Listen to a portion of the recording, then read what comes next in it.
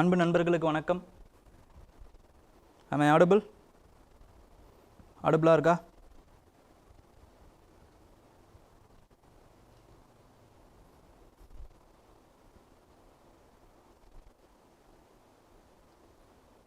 Super. Okay, we shall start now.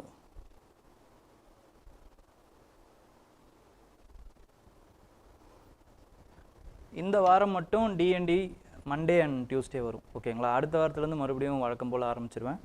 Okay, so with respect to it 18, 19, 20, 21 அந்த D&Dயை பார்க்க போகிறோம். அன்றைக்கான D&D it is first is with respect to the polity and governance. So polity and கவர்னன்ஸில் first நம்ம என்ன பார்க்க போகிறோம்னா the use of distinguished jurist. இப்போ நம்மளோட இதில் பார்த்துருப்போம், நம்மளோட இதில் ஸ்டாட்டிக் போர்ஷனில் பாலிட்டியில் பொறுத்த வரைக்கும் qualification to be a supreme court judge அதில் 3 குவாலிஃபிகேஷன்ஸ் கொடுத்துருப்பாங்க. ஒன்று, you have to be practising advocate for 10 years. First அதுக்கு முன்னாடி வந்து you have to be a citizen of India. Citizen of India and இந்த 3 தகுதியில் ஏதாவது ஒரு தகுதி ஆர்.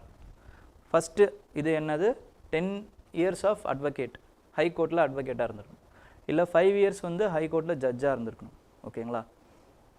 அதுக்கப்புறம் distinguished jurist in the eyes of president அப்படின்னு சொல்லியிருப்பாங்க. ஓகேங்களா? ஆனால் இதை நம்ம யூஸ் பண்ணதே கிடையாது. டிஸ்டிங்விஷ்ட் ஜூரிஸ்ட் அப்படிங்கிற இந்த ப்ரொவிஷனை நம்ம யூஸ் பண்ணதே கிடையாது. இது வரைக்கும் வந்தவங்க எல்லாருமே யார் அப்படின்னு பார்த்தீங்கன்னா, ஒன்று பார் கவுன்சிலில் மெம்பராக இருப்பாங்க, அப்படி இல்லைனா ஜுடிஷியல் சர்வீசஸ்லேருந்து. இந்த 2 இடத்துல இருந்து தான் நம்ம எடுத்திருப்போம் தவிர இந்த டிஸ்டிங்விஷ்ட் ஜூரிஸ்ட்ன்ற அந்த இதுவை நம்ம யூஸ் பண்ணியிருக்கவே மாட்டோம். ஃபஸ்ட்டு விஷயம். செகண்டு, இது ஹைகோர்ட்டுக்கு ஜட்ஜோட குவாலிஃபிகேஷன் எடுத்துக்கிட்டிங்கன்னா இந்த வேர்டு டிஸ்டிங்விஷ்ட் ஜூரிஸ்ட்னே இருக்காது. ஒரிஜினல் கான்ஸ்டிடியூஷனில் இருந்ததுன்னா இருந்திருக்கு. அதை நம்ம இந்த ஆர்டிக்கிளில் டேக்அவாக எடுத்துக்கலாம். ஓகேங்களா? It has been repealed without saying any reasons. ஓகேங்களா? அதுதான் இதில் சொல்லியிருப்பாங்க. Without saying any reasons 217(2)(c) has been repealed by the constitution par the parliament. ஓகேங்களா? அப்போ ஹைகோர்ட்டில் டிஸ்டிங்விஷ்டு ஜூரிஸ்ட்ன்ற ஒரு ப்ரொவிஷனே கிடையாது ஹைகோர்ட் ஜட்ஜஸை அப்பாயிண்ட் பண்ணும்போது. ஓகேங்களா? இது பிலிம்ஸுக்கு தேவையான ஒன்று.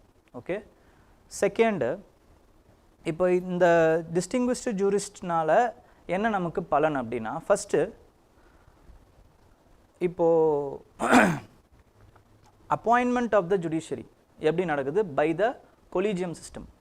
கொலீஜியம் வந்து இப்போ அவங்களுடைய இதுவை வேகப்படுத்தியிருக்காங்களே ஒழிய இதுக்கு முன்னாடி ஸ்லோவாக தான் இருந்திருக்கு. இப்போ வேகப்படுத்தினாலும் அந்த ரேட் ஆஃப் அந்த ரிட்டையர்மெண்ட்ஸ் இருக்குல்ல, அதுவும் அதுக்கு மேலே வேகமாக இருக்குது.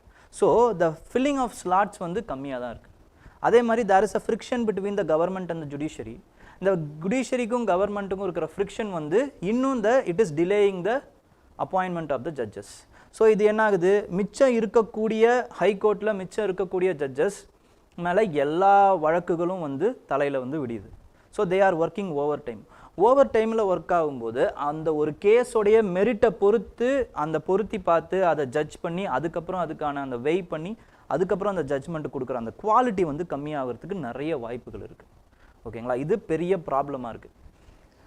ஸோ நெக்ஸ்ட்டு, இப்போ அதனால் என்ன சொல்கிறாங்க அப்படின்னு பார்த்தீங்கன்னா, இந்த டிஸ்டிங்விஷ்டு ஜூரிஸ்ட் அப்படிங்கிற இந்த ப்ரொவிஷனை நம்ம யூஸ் பண்ணுறதுல ஒன்றும் தப்பு கிடையாது.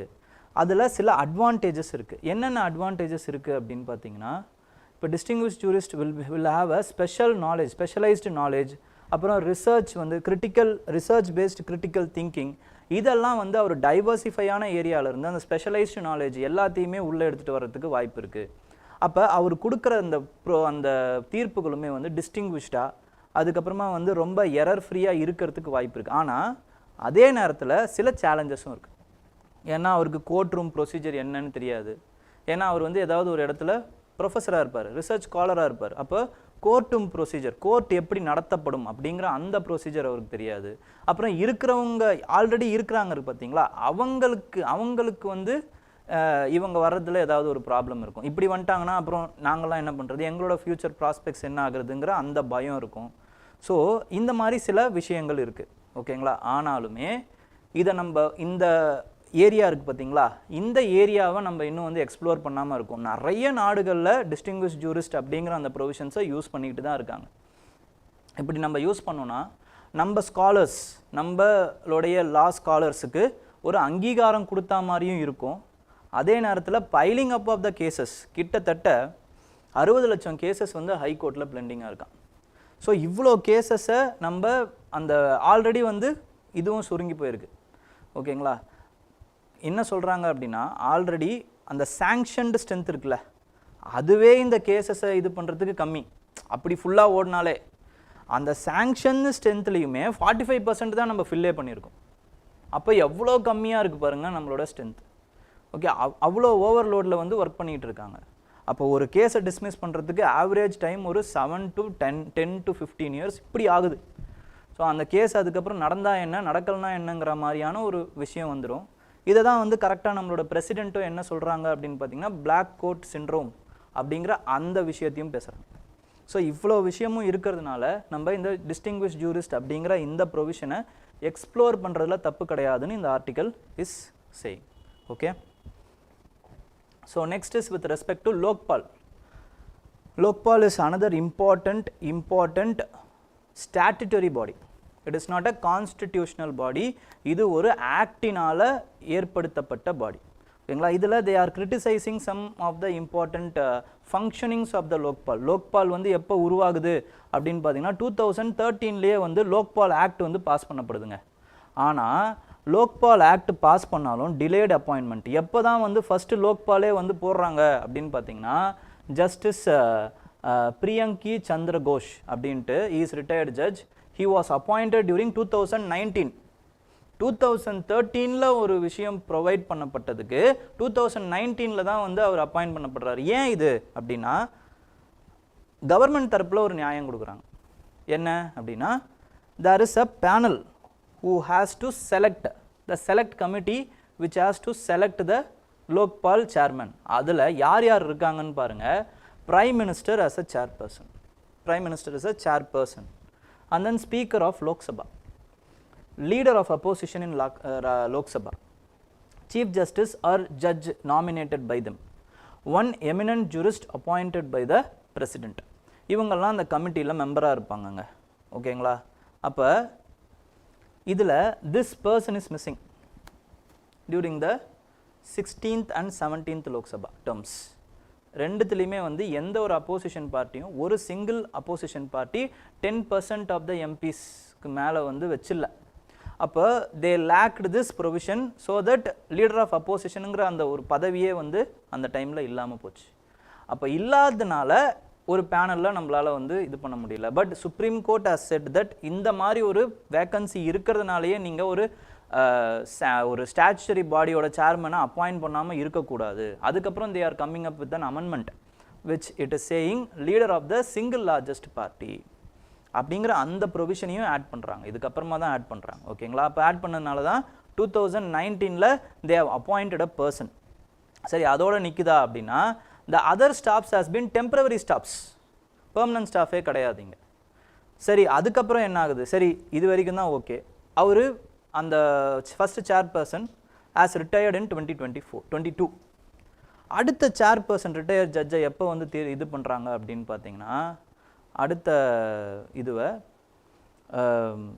தே ஆர் செலக்டிங் ஆஃப்டர் 2024 தான் செலக்ட் பண்ணுறாங்க. 2 years அதுக்கப்புறம் கேப் வருது. So this shows the what to say, அந்த இனர்ஷியல் அந்த government inertia by this organisation. இந்த ஆர்கனைசேஷன் ஏன் இம்பார்ட்டன்ட்னா, to fight against the corruption. ஓகேங்களா, அந்த கரப்ஷன் அகெயின்ஸ்டாக வந்து ஃபைட் பண்ணுறதுக்காக தான் இந்த ஆர்கனைசேஷன் இம்பார்ட்டன்ட். இதோட இம்பார்ட்டண்ட்டான பவர்ஸ் வந்து சொல்லணும் அப்படின்னா, it is a very very powerful organisation which can also enquire Prime Minister, including Prime Minister, all the public servants. Every public servant is in the preview of this organization. அவ்வளவு powerful இது. And it can proceed, it has the precedence to CVC-ஆ இருக்கட்டும், CBI-ஆ இருக்கட்டும், எல்லாருக்குமே வந்து இவங்க வேலை செய்ய சொல்லலாம். ஸோ preliminary enquiry இருக்குது பார்த்தீங்களா, the preliminary enquiry can be conducted by the CVC members. அதில் இன்னொரு ப்ராப்ளம் இருக்குது, அதுவும் இந்த ஆர்டிகல் சொல்லுது. என்ன அப்படின்னு பார்த்தீங்கன்னா, the initial preliminary enquiry which has to be conducted by the CVC person, but presently this CVC person, இந்த CVC person வந்து யாருன்னு பார்த்தீங்கன்னா டைரக்டர் ஆஃப் என்கொயரி, இவர் தான் வந்து கண்டக்ட் பண்ணணும். ஆனால் இந்த director of enquiry has not been it is the position is vacant, ஓகேங்களா, not been filled by the government. So this shows the lack of political will and lack of transparency to this act by the government. So இதெல்லாம் problems of Lokpal. Provisions of Lokpal என்னது, it can summon or it can have adjudication of all the public servants including prime minister, group A, group B, group C, group D officers எல்லாருமே central கவர்மெண்ட்ல யாரெல்லாம் work பண்றாங்களோ, public சர்வன்ஸா யாரெல்லாம் work பண்றாங்களோ எல்லாரையுமே இவங்க corruption சார்ஜஸ்ல they can held up and they can have the enquiry பண்ணலாம், விசாரணை பண்ணிட்டு அவங்கள குற்றத்தை வந்து இது பண்ணலாம், நிரூபிக்கலாம். ஸோ கம்போசிஷன் பார்த்தீங்க அப்படின்னா சேர்பர்சன் இருப்பார் and up to 8 members will be அந்த கம்போசிஷன். அந்த 8 members எப்படி இருக்கணும்னா 50% ஜுடிஷியல் மெம்பர்ஸ், ஓகேங்களா. இந்த 8 மெம்பர்ஸில் ஒரு 50% எப்படி இருக்கணும்னா ஒரு உமன் இருக்கணும், ஒரு எஸ்சி இருக்கணும், ஒரு எஸ்டி இருக்கணும், ஒரு பர்சன், அதுக்கப்புறமா வந்து மைனாரிட்டிஸ், ஓபிசி, விமன் எப்படி ஒன்றாலும். சார் எப்படி சார் 50% இப்படி ஷுவராக பண்ணும்? ஒரு விமனே எஸ்சி விமன் அப்படி இருந்துட்டாங்கன்னா அந்த 50%ல் இந்த 2% இந்த 2 க்ரைட்டீரியாவும் ஒருத்தரே ஃபில் பண்ணுறாரு, இந்த மாதிரியும் இருக்கலாம். ஆனால் 50% இப்படிலாம் இருக்கணும் அப்படிங்கிறது தான் இதுக்கான விஷயங்கள், ஓகேங்களா. அவ்வளோ டைவர்ஸ்டாக இருக்கணும் அப்படின்றாங்க. ஸோ இதோட ஜூரிஸ்டிக்ஷனில் எஃப்சிஆர்ஏவும் வருது, ஓகேங்களா, ஃபாரின் கான்ட்ரிபியூஷன் அந்த இதுவும் வருது. அதுக்கப்புறம் ஸ்டேட் லோக்காயுக்தா அப்படின்னு சொல்கிறாங்க. ஸ்டேட்டில் லோக்காயுக்தா, சென்ட்ரலில் லோக்பால், ஸ்டேட்டில் லோக் ஆயுக்தாவில் வந்து பார்த்தீங்க அப்படின்னா chief ministers including chief ministers the organization can enquire. Okay, so amendment 2016 பண்ணுறாங்க. செலக்ட் கமிட்டி, நான் சொன்ன மாதிரி 2016 செலக்ட் கமிட்டி, அந்த லீடர் ஆஃப் அப்போசிஷன் அப்படிங்கிறதுல சிங்கிள் லார்ஜஸ்ட் பார்ட்டி அப்படிங்கிற அந்த வார்த்தையை சேர்க்குறாங்க. அதுக்கப்புறமா வந்து அந்த அசர்ட் அண்ட் லயபிலிட்டியை வந்து ரிப்போர்ட் பண்ணுறத அந்த ப்ரொவிஷனை ரிமூவ் பண்ணிடுறாங்க. 30 daysக்குள்ளே யாரெல்லாம் இருக்காங்களோ அவங்களாம் வந்து எனக்கு எவ்வளோ அசர்ட் இருக்குது, லயபிலிட்டி இருக்குன்னு ப்ரொடியூஸ் பண்ணணும். அந்த ப்ரொவிஷன்ஸை எடுத்துகிட்டு கவர்மெண்ட்டு தீர்மானிக்கிற, கவர்மெண்ட்டு சொல்கிற நாளைக்குள்ளே பண்ணலாம் அப்படிங்கிற அந்த ப்ரொவிஷன்ஸை சேர்க்குறாங்க, ஓகேங்களா. இதெல்லாம் வந்து amendments with respect to it. And then some frameworks I have given, இதை நீங்களே ஒரு வாட்டி செக் பண்ணிக்கலாம். நெக்ஸ்ட் எஃபெக்டிவ்னஸ்ன்னு எடுத்துக்கிட்டிங்க அப்படின்னா, எஃபெக்டிவ்னஸ் இந்த ஆர்டிக்கல்லே சொல்லியிருக்காங்க. அதோட எஃபெக்டிவ்னஸ் பற்றி என்னென்னா, வித் ரெஸ்பெக்ட் டு லோக்பால் வந்து எவ்வளோ ஆகுது, 2013 வந்தது, இப்போ 2025, கிட்டத்தட்ட 12 வருஷங்க. இந்த 12 வருஷத்தில் எவ்வளவு பேரை வந்து இது சாங்ஷன் பண்ணியிருக்கு, அதாவது வந்து எவ்வளோ குற்றங்களை வந்து இது வந்து நிரூபிச்சிருக்கு அப்படின்னு பார்த்தீங்கன்னா, sorry,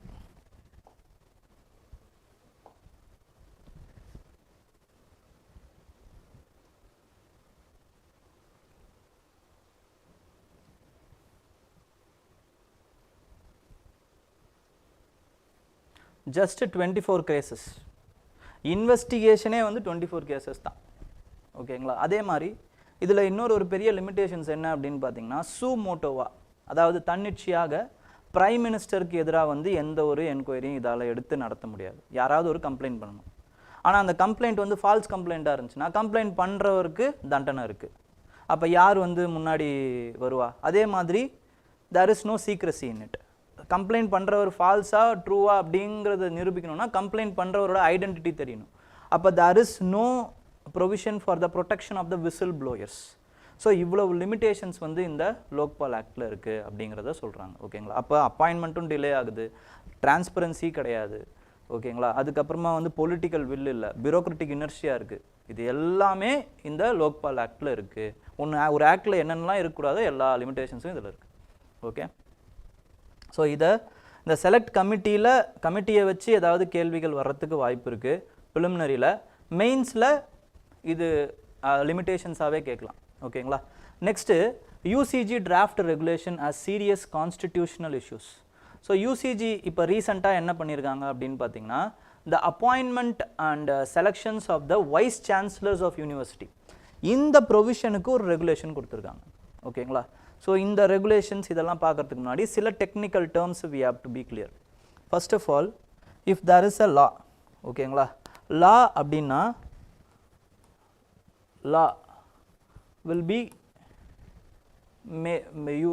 based on the act.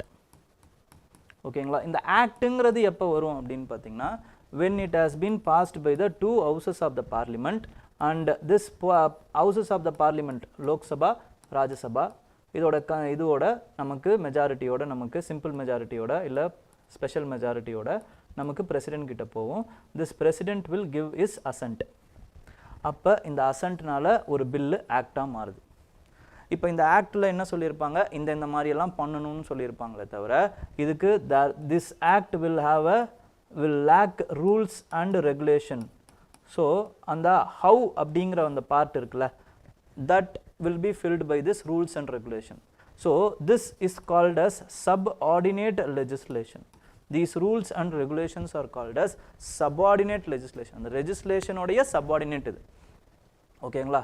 So இதை வந்து இப்போ ஒரு அமெண்ட் பண்ணணும் அப்படிங்கிற எப்படி வந்து இதை சேஞ்ச் பண்ணலான்னா, பேரண்ட் ஆக்ட் இருக்குது பார்த்தீங்களா, இந்த பேரண்ட் ஆக்டில் இதுக்கான பவர் கொடுத்துருக்கணும். அந்த பேரண்ட் ஆக்டில் என்னென்னலாம் வந்து வரைமுறைகள் பவுண்ட்ரிஸ் இருக்கோ அதுக்குள்ளே இது ரூல்ஸையும் ரெகுலேஷன்ஸையும் சேஞ்ச் பண்ணிக்கலாம், அப்பப்போ வந்து சேஞ்ச் பண்ண முடியும். இப்போ பேரண்ட் ஆக்டில் இல்லாத ஒரு ப்ரொவிஷனுக்கு இது ஏதாவது வந்து ரூல்ஸோ ரெகுலேஷன்ஸோ போடுது அப்படின்னா then this rule will be consider as in ultra vires அப்படின்னு சொல்லுவாங்க, இல்லைனா அன்கான்ஸ்டிடியூஷனல் அப்படின்னு சொல்கிறதுக்கு வாய்ப்பு இருக்குது. ஓகேங்களா? இப்போ இதே ப்ரொடெக்ட்ஸில் இங்கே வாங்க, யூசிஜியில் வந்து பார்த்தீங்க அப்படின்னா there is a section called as 26, section 26. okay, there is a section called as section 26.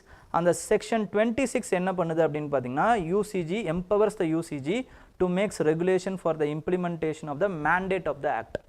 அந்த mandate of the act என்ன அப்படின்னா அந்த UCG இந்த யூனிவர்சிட்டிஸுக்கு ஒரு ஸ்டாண்டர்டை, ஒரு ப்ரொசீஜரை, ஒரு ரூல்ஸை எது ஒன்றாலும் பண்ணலாம் for enhancement of the universities.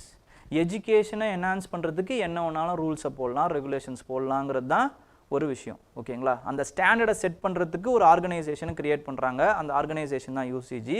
அந்த ஸ்டாண்டர்டை அது செட் பண்ணுறதுக்கு என்ன ஒன்றாலும் பண்ணலாம், அதுக்கான பவரை இந்த செக்ஷன் 26 கொடுக்குதுங்க.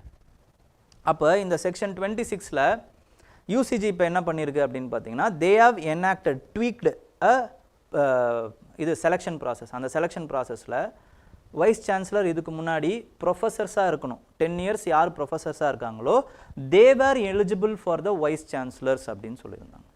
இப்போ அதை அப்படியே கொஞ்சம் மாற்றி அந்த க்ரைட்டீரியாவை வைடன் பண்ணுறாங்க. பப்ளிக் பாலிசியில் இருக்கிறவங்க, அதுக்கப்புறமா வந்து மற்ற இன்ஸ்டிடியூஷன்ஸில் இருக்கிறவங்க, ப்ரைவேட் இன்ஸ்டிடியூஷன்ஸில் இருக்கிறவங்க, இவங்களாலையும் வைஸ் சான்சலராக ஆக முடியும் அப்படிங்கிற அந்த விஷயத்தை கொஞ்சம் எலாபரேட் பண்ணுறாங்க. அப்படி பண்ணும்போது some are criticizing that they are going away from their confined power. அந்த subordinate legislationக்குள்ளே இல்லாமல் they are going out.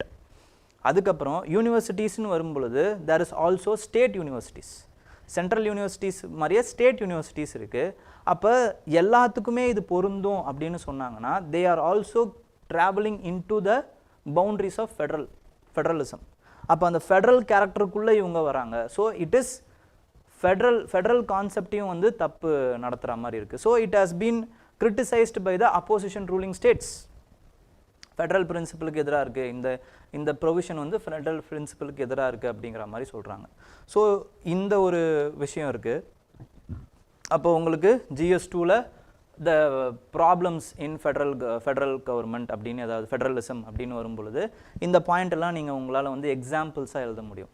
பிலிம்ஸுக்கு இதில் ஒரே ஒரு சின்ன யூஸ்ஃபுல்லான ஒரு கண்டென்ட் இருக்குது. என்னென்னா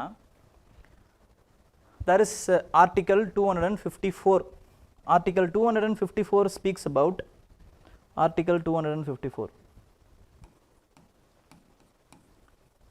It speaks about the precedence of the central and state acts. Okay, there are 3 subjects you all know, which is central subject, state subject and concurrent subject.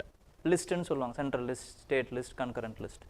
So central parliament can enact in the central list, state legislature can enact in the state list. Both the parliament and state legislature can enact in the concurrent list. Okay, அப்போ எது வந்து precede ஆகும்? இந்த concurrent லிஸ்ட்டில் பார்லிமெண்ட்டும் வந்து ஒரு லா make பண்ணுது, ஸ்டேட்டும் ஒரு லா மேக் பண்ணுதுன்னா பார்லிமெண்ட் உடைய எனாக்ட் பண்ணுற லா தான் வந்து ப்ரிசீட் ஆகும். But it is also confined to the president, அதாவது வந்து லா and not to the rules and regulation which are subordinate legislation. அதுவும் இதுவாகுமானா அது ஆகாது. அதே மாதிரி இன்னொரு ஒரு விஷயம் என்னன்னா, state legislature if it is what to say, the governor வந்து president கிட்ட அனுப்பி president வந்து assent கொடுத்துட்டாரு, concurrent listல இருக்கக்கூடிய ஒரு ஆக்டுக்கு president has given approval அப்படின்னா அந்த ஸ்டேட்டுக்கு மட்டும் அந்த ஆக்ட் வந்து பொருந்தும், மற்ற யாருக்கும் பொருந்தாது. ஸோ இதுதான் வந்து with respect to this article 254 they are arguing. ஓகேங்களா, இதையுமே இது மட்டும்தான் ஒரே பிரசிடெண்ட்டாக இருக்குது. அப்போ சபார்டினேட் லெஜிஸ்லேச்சர் ஸ்டேட்ஸுக்கு பொருந்தாது. If there is any other act, state legislature ஏதாவது ஆக்ட் இருந்துச்சுன்னா இதுக்கு பொருந்தாது. இந்த ரூல்ஸ் வந்து அப்போ இதுக்கு வராது. வருமா வராதா, ஃபெடரலிசம் பாதிக்குமா பாதிக்காதா, இந்த டிபேட் தான் ஓடிக்கிட்டு இருக்கு இப்போ with respect to the UCG regulations. அப்போ இந்த draft regulation, இது டிராஃப்டாக தான் இருக்குது, இதை திரும்பி பெறணும் அப்படிங்கிறது நிறைய பேரோட கோரிக்கையாக இருக்குது. ஓகேங்களா, ஸோ இது தெரியணும். அதே மாதிரி ஆர்டிகல் 254 என்ன சொல்லுது, பிரசிடென்ஸ் எதுக்கு பிரசிடென்ஸ் அப்படிங்கிறது உங்களுக்கு தெரியணும். this will be asked in your prelims, this can be asked in your prelims 2025ல this is a potential topic. Okay, article 254ங்கிறத எழுதி வச்சுக்கோங்க. ஓகே, அதை ஒரு வாட்டி ரிவைஸ் பண்ணிக்கலாம் நீங்கள்.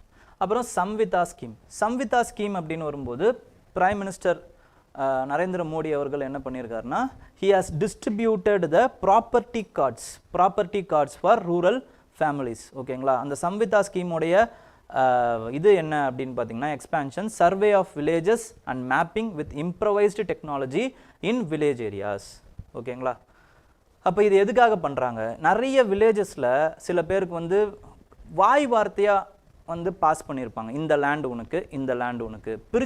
பிரிச்சுக்கிறது கூட எப்படி இருக்குன்னா, அந்த இடத்துல 2 ஏக்கர் இருக்குது, இவனுக்கு 1 ஏக்கர் அவனுக்கு 1 ஏக்கர், இப்படி பிரிச்சிருப்பாங்களே தவிர அதை எதையுமே ரெஜிஸ்டர் பண்ணியிருக்க மாட்டாங்க. They wouldn't have any patta, they wouldn't have any legislation, they wouldn't have registration எதுவும் இருக்காது. அதுக்கப்புறம் அதுக்கான டாக்குமெண்ட் இருக்காது, டாக்குமெண்ட் பண்ணியிருக்க மாட்டாங்க, சர்வே பண்ணியிருக்க மாட்டாங்க. இதனாலலாம் என்ன ஆகும்னு பார்த்தீங்கன்னா, they are lacking some property. ஓகேங்களா, அப்போ அந்த ப்ராப்பர்ட்டியை வந்து அவங்கக்கிட்ட தான் இருக்குது, ஆனால் அதை வச்சு அவங்களால ஒன்றும் பண்ண முடியாது. அவங்க விவசாயம் பண்ணி அதில் வர அறுவடைகளாக எடுத்துக்கலாம், பட் அந்த ப்ராப்பர்ட்டியை அவங்களால யூஸ் பண்ண முடியாது. இப்போ ஏதாவது ஒரு எக்ஸ்பேன்ஷன் பண்ணணும் அப்படின்னு நினைக்கும் போது அந்த ப்ராப்பர்ட்டியை அவங்களால போய் அடகோ எதுவும் வைக்க முடியாது, பேங்க்கில் போயிட்டு இதை வந்து ஒரு இதுவாக கொடுக்க முடியாது, செக்யூரிட்டியாக கொடுக்க முடியாது. அப்போ அதுக்கு என்ன பண்ணுறாங்க அப்படின்னு பார்த்தீங்கன்னா, ஒரு ட்ரோன் வச்சு சர்வே பண்ணுறாங்க. ஸோ ட்ரோன் வச்சு சர்வே பண்ணும்போது இது யார் யாரோட நிலம் அப்படிங்கிற மாதிரி சர்வே பண்ணி அவங்களுக்கு என்ன பண்ணுறாங்கன்னா, they are giving a property card.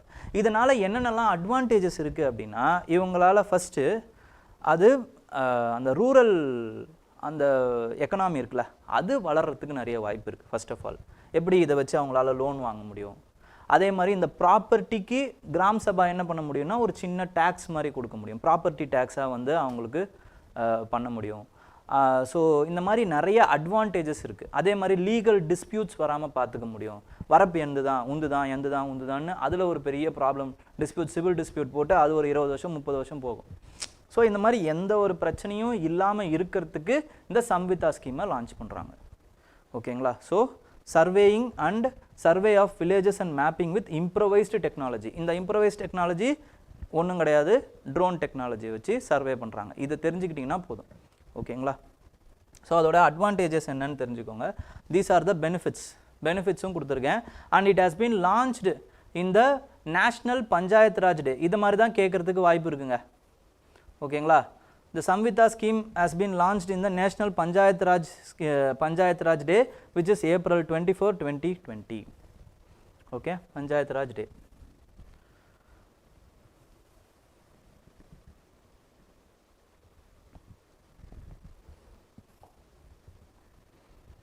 Why are fertility level declining in India? இது ஒரு இம்பார்ட்டண்ட்டான கேள்வி. According to an organization, அது என்னென்னா global burden of disease, injuries and risk factor study அப்படின்னு ஒரு ஆர்கனைசேஷன் இருக்குங்க. இந்த ஆர்கனைசேஷனில் என்ன அப்படின்னு பார்த்தீங்கன்னா, they are conducting a survey. அப்படி பண்ணும்போது டியூரிங் 1950 அவர் ஃபர்டிலிட்டி ரேட், இந்தியாவோட ஃபர்டிலிட்டி ரேட் அப்படிங்கிறது 6.3. அதாவது தன்னுடைய காலங்களில் ஒரு பெண்ணானவள் 6லிருந்து 7 குழந்தைகளை வந்து பெற்றெடுக்கிறாங்க டியூரிங் 1950s. ஆவரேஜாக I am speaking about. But இப்போ அதோடைய லெவல் எப்படி குறைஞ்சிருக்கு அப்படின்னு பார்த்தீங்கன்னா, ரீப்ளேஸ்மெண்ட் ரேட்டை விட கம்மியாக இருக்குது. அதாவது 2.1 is the replacement rate. Total fertility ரேட்டோடைய ரீப்ளேஸ்மெண்ட் ரேட் என்னென்னா 2.1 இருக்கணும். அதாவது ஒவ்வொரு பேருக்கும் 2 குழந்தைகள் மிகாமல் இருக்கணும். ஓகேங்களா? அது ஏன் 2.1 சொல்கிறாங்கன்னா, சில பேருக்கு வந்து இருக்காது, சில பேருக்கு வந்து குழந்தைகளே இருக்காது, சில பேருக்கு வந்து குழந்தைகள் பிறந்து இறக்கிறதுக்கு வாய்ப்பு இருக்குது. ஸோ அதனால் அந்த ஒரு 1%, 0.1 அப்படிங்கிற அந்த விஷயத்தை சேர்க்குறாங்க. பட் நம்மளுக்கு என்ன இருக்குது, 1.9 தான் இருக்குது. அப்போ ரீப்ளேஸ்மெண்ட் ரேட்டை விட கம்மியாயிடுச்சு. இப்போ இன்னும் என்ன ஆக போகுது அப்படின்னு பார்த்தீங்கன்னா, 1.3ஆவோ இல்லை 1.2ஆவோ இது மாறுறதுக்கு வாய்ப்பு இருக்குது அப்படிங்கிறாங்க. இது எதனால் சார் இது மாற்றம் ஏற்பட்டுச்சு அப்படின்னா, ஒன்று because of the family planning drive by the government first of all. But அது வந்து ரொம்ப மினுசுக்கலான இதுதான். அடுத்தடுத்த விஷயங்கள் என்ன அப்படின்னு பார்த்தீங்கன்னா, விமன் வந்து அவங்களுக்கு எம்பவர்மெண்ட் ஆகிறதோடைய இன்னொரு வடிவம் தான் இந்த ஃபெர்டிலிட்டி ரேட்டோட டிக்ரீஸ் அப்படிங்கிறதையும் நம்மளால் பார்க்க முடியும். அவங்க நிறைய படிக்கிறாங்க, எஜுகேஷன் வருது. எஜுகேஷன் வரும் பொழுது அவங்களுக்கு அந்த பிளானிங் கிடைக்குது. அப்புறம் அவங்களுக்கு they are having a say in there marriage, they are having say in the kids. ஓகேங்களா? எனக்கு எவ்வளோ குழந்தைங்கள் வேணும், எப்போ வேணும் அப்படிங்கிற எல்லாத்துக்குமே வந்து அந்த எம்பவர்மெண்ட் வந்து ஒரு இம்பார்ட்டண்ட்டான டூலாக இருக்குது. ஸோ எஜுகேஷன், விமன் எம்பவர்மெண்ட், இது எல்லாமே it is paving way for this fertility rate degrees. ஓகேங்களா? இது ஆரோக்கியமானதானா ஆரோக்கியமானது தான். பட் ஒரு ஸ்டேஜுக்கு மேலே போச்சு அப்படின்னா அது ரொம்ப ப்ராப்ளமேட்டிக்காகவும் மாறுறதுக்கு வாய்ப்பு இருக்குது. ஓகேங்களா? ஏன்னா replacement ratio is very very important. இதில் வேறு என்னென்னலாம் ஆங்கிள்ஸ் இருக்குது அப்படின்னு பார்த்தீங்கன்னா, ஏன் வேறு எப்படி இதுவாகுதுன்னா, நம்மளோட சதர்ன் ஸ்டேட்ஸ் தான் வந்து இந்த ரீப்ளேஸ்மெண்ட் ரேஷியோவை இப்போ 2000ஸ்லேயே வந்து அடைஞ்சவங்க. ஓகேங்களா? அதில் ரொம்ப ஃபஸ்ட்டு அடைஞ்சவங்க யார் அப்படின்னா கேரளா. அவங்களால எப்படி இந்த ரீப்ளேஸ்மெண்ட் ரேட்ஸ் இவ்வளோ சீக்கிரமாக அடைய முடிஞ்சதுன்னா, பிகாஸ் ஆஃப் த மைக்ரேஷன்னு சொல்கிறாங்க. ஏன்னா கேரளாவில் ரொம்ப ரிசோர்ஸ் டெஃபிஷியன்ட் ஸ்டேட் அது. கேரளாவில் எந்த ஒரு ரிசோர்ஸ் இல்லை, ஆப்பர்ச்சுனிட்டிஸ் இல்லை. அப்போ அங்கே இருக்கக்கூடிய யங் மென் என்ன பண்ணுவாங்க அப்படின்னு பார்த்தீங்கன்னா, அவங்களுடைய ஃபேமிலியில் டைம் ஸ்பெண்ட் பண்ணுறதை விட்டுட்டு அவங்க ஓமன், அதுக்கப்புறமா வந்து கல்ஃப் கண்ட்ரிஸ் எல்லாத்துக்குமே வந்து போய் அவங்க வந்து அங்கே அவங்களுடைய யூத்தை, இளமைகளை வந்து செலவு பண்ணுவாங்க. they will leave their wife in the Kerala itself. ஓகேங்களா? அப்போ அந்த ரீப்ளேஸ்மெண்ட் ரேஷியோ வந்து அப்போ அவங்களுக்கு ரொம்ப கம்மியாகுது. இதே தான் because the state is not providing any productive employment opportunity for the educated youth. அப்போயும் என்ன ஆகுது, they are travelling to the abroad. ஓகேங்களா? எஜுகேஷன் கொடுத்துட்றீங்க, அப்போ ப்ரொடக்டிவ் வேலை வாய்ப்பு இல்லாததுனால அவங்களும் போயிடுறாங்க. So migration is also an important factor in the declining of the fertility rate. இன்னொரு இம்பார்ட்டண்டான ஃபேக்டர் என்னன்னா இன்ஃப்ளேஷன். ஓகேங்களா? எப்படி அப்படின்னா, இப்போது நம்மளுக்கு ஒரு குவாலிட்டியான ஒரு குழந்தை பெற்றா போதும்னு அந்த டைம்லாம் நினச்சாங்க. பெற்றா அதுவே வளர்ந்துடும். Because the society will brought the children. ஓகேங்களா? அவங்க ஒரு சொசைட்டியாக வளர்ந்தாங்க. ஓகேங்களா? யாரோ ஒருத்தவங்க அந்த குழந்தைக்கு சாப்பாடு விடுவாங்க, யாரோ ஒருத்தவங்க பார்த்துப்பாங்க. இப்படி இருந்தது. யாராவது ஒருத்தவங்க வந்து தூக்கி வச்சுப்பாங்க. பட் இப்போ அப்படி கிடையாது. அந்த குழந்தைங்களை அவங்க தான் பார்த்துக்கணும்.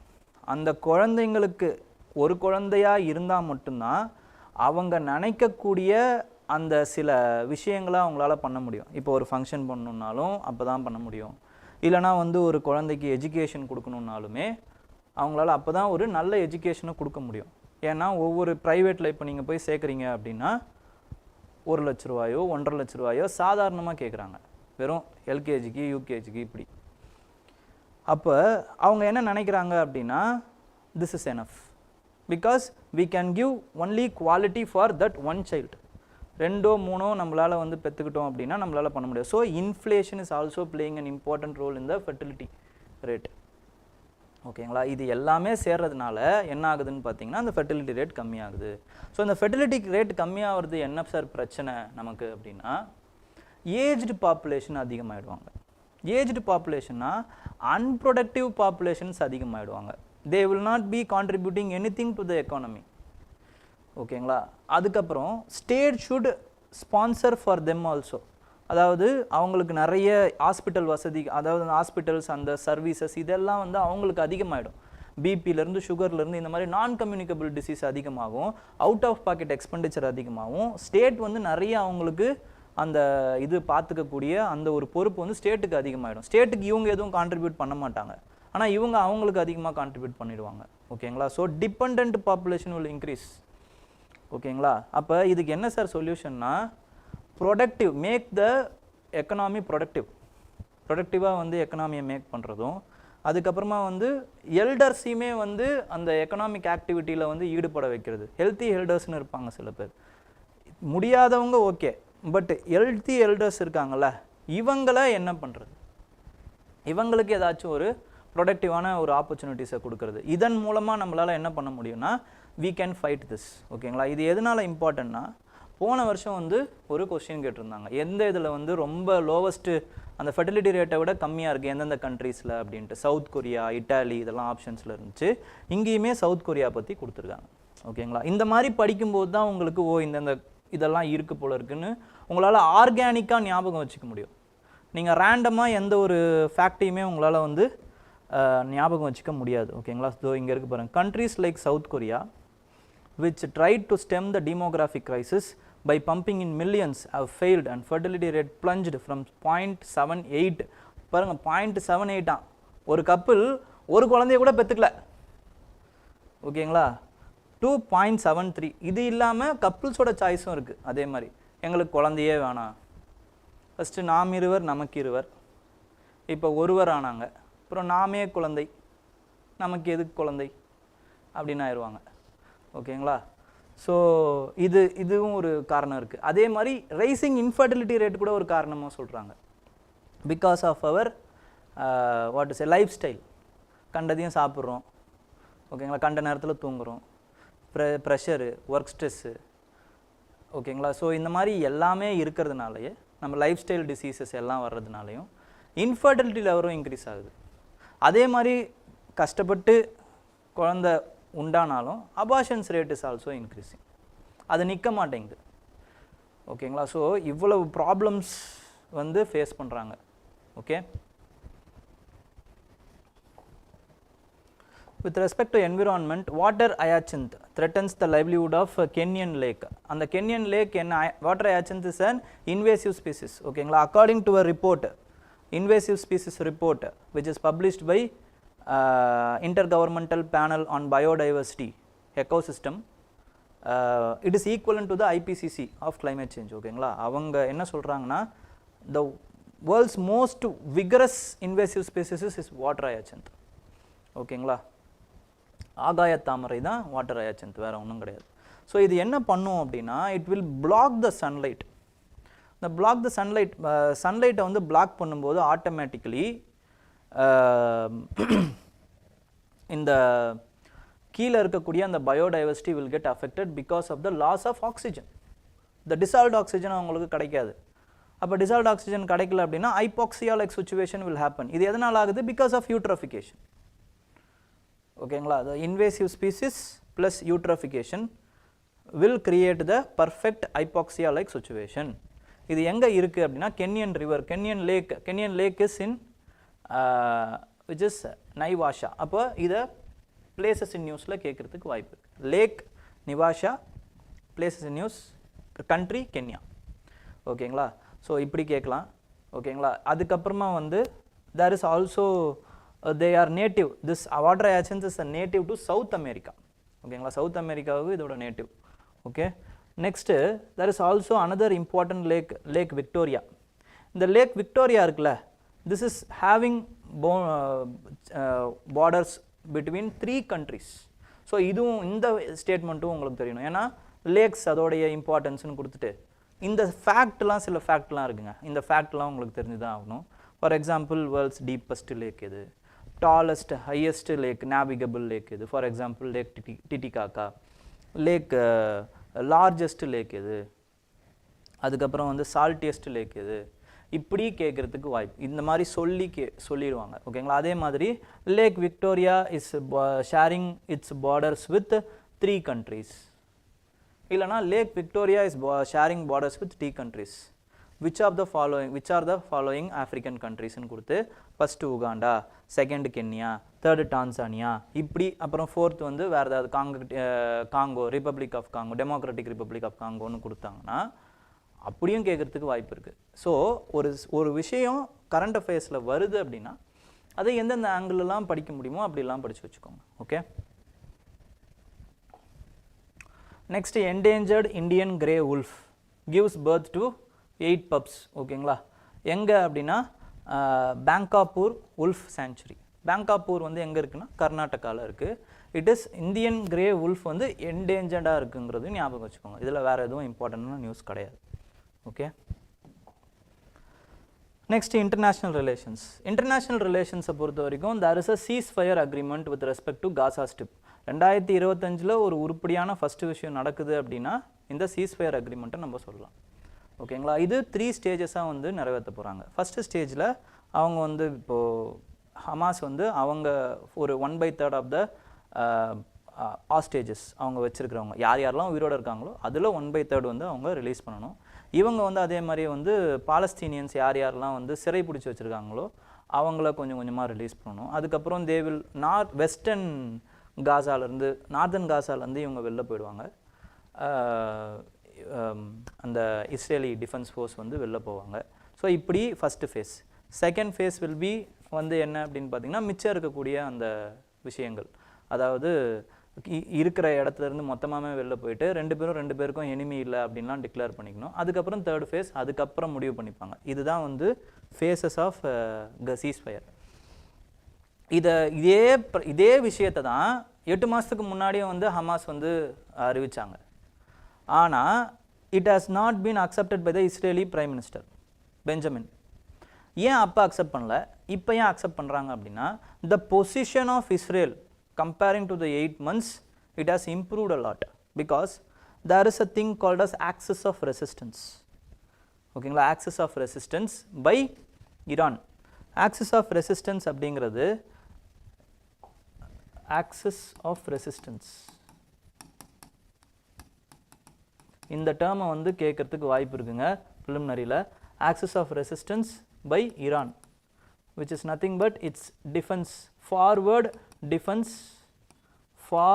defense. இந்த வார்த்தையே பாருங்க, ஆக்சிமோரான். இது forward defense strategy of Iran which is also called as octopus doctrine. The head of the octopus is Iran and its tentacles are its proxies who are fighting the borders of western allies. ஓகேங்களா. யார் அதோடைய இது அப்படின்னு பார்த்தீங்கன்னா Hezbollah in Lebanon, அதுக்கப்புறம் Hamas in Gaza, அப்புறமா வந்து Bashir al அசாதோடைய government of in Syria. Okay. And then Houthis of Yemen. Okay. Because of the multi dimensional war launched by the Israel, ஹெஸ்புல்லாவோட குரூப்போட ஹெட் காலி, ஹமாஸோட குரூப்போட ஹெட் யாஹா சின்ஹா அவரும் காலி, அதுக்கப்புறம் அசாதோட ரெஜிம் ஹாஸ் பின் ரீப்ளேஸ்டு. ஓகேங்களா. Now Houthis has been there. ஓகேங்களா. ஏன்னா அவங்களோட ஜாகிரபிக்கல் ப்ராக்சிமிட்டினால. Iran is also facing some heat. ஓகேங்களா. So the so called axis of resistance has been weakened by the Israel. So இது ஒரு important political mileage and leverage which has been gained by Benjamin Netanyahu in his home town. ஓகேங்களா. அது மட்டும் இல்லாமல் there is an economic angle with respect to it. Economic angle என்னென்னா in Red Sea the Houthis are bombing the Western Allies ship. Western Allies ஓட ஷிப்ஸை எல்லாத்தையுமே வந்து they are targeting. Because of it, Suez Canal வழியாக போக முடியாமல் they are all circumventing to the Cape of Good Hope to reach the Pacific, Indian Ocean and Pacific Ocean. This is increasing the time, this is increasing the fuel, this is increasing the insurance cost, and is also increasing the inflationary pressure of the Western products. So, இதனால என்ன பண்றாங்கன்னு பாத்தீங்கன்னா இந்த ceasefire is another important deal. There is another important economic angle which is nothing but IMEC. IMEC இதுவும் வந்து ஒரு இம்பார்ட்டன்டான India Middle East Economic Corridor. This is another important economic angle. Because of the ceasefire, we can again start this negotiations, and Abraham Accords இது எல்லாத்தையுமே நம்மளால வந்து மறுபடியும் புதுப்பிக்க முடியும். I2U2 இது எல்லாமே திருப்பி வர ஆரம்பிச்சிரும், which will be very very crucial for fighting the BRI initiative of China. ஓகேங்களா?